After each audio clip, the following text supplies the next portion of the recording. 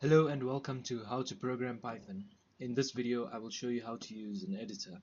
So far we have been using the console to code. The problem with this is that we have to enter one line at a time, and in real programs all the code is typed in files and executed simultaneously. So as an example, I will make a small program which asks the user to enter three numbers. The program will calculate the sum of these three numbers and will output the results. First I'll show you an example using the console. So first we can say x, which is a variable I declare, is equal to input, enter the first number. Then we will enter the first number, for example 5. Then we'll say y, let's say y is equal to input, enter the second number. We can say 6, for example. Then we'll say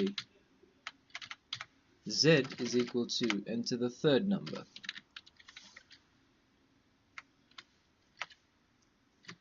And we'll enter 7. Then we will print the sum of these numbers. Let's declare a variable called sum is equal to x plus y plus z. Then we print sum. As you can see, this prints at 5, 6, 7. The reason being is whatever the input statement returns, for example 5 in the first case and then 6 and then 7, will be stored as a string. So in this case x, y and z are string variables. That's why when we said x plus y plus z, it merely concatenated them and made it 567. And in this case sum is a string variable. So to fix this error, we'd have to use the int function. So I will say int bracket input that would be z, the third number, which was 7. Then we work with y, which is the second number. We'd have to say int, we enter 6, which was the second number. Then we'd work with x, and we'd have to use int again. The reason, as I mentioned earlier, for using int is that the input statement returns whatever the user enters as a string, and we're using the int to change it to an integer so that we can add it and find the sum and not merely concatenate a few strings. So in this case x was 5. So in this, then we can say sum is equal to x plus y plus z and print sum. That would give you 18, which is the actual sum of the integers. Moving to the editor now. This is where we're going to enter all the lines of code at the same time and run them simultaneously.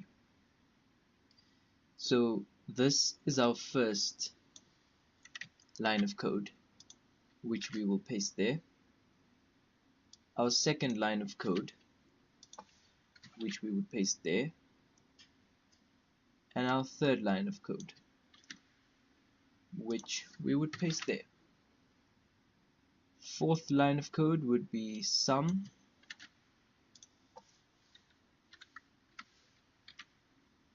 and the fifth line would be print the sum. Please note that indentation is very important in Python. Indentation is just the spacing.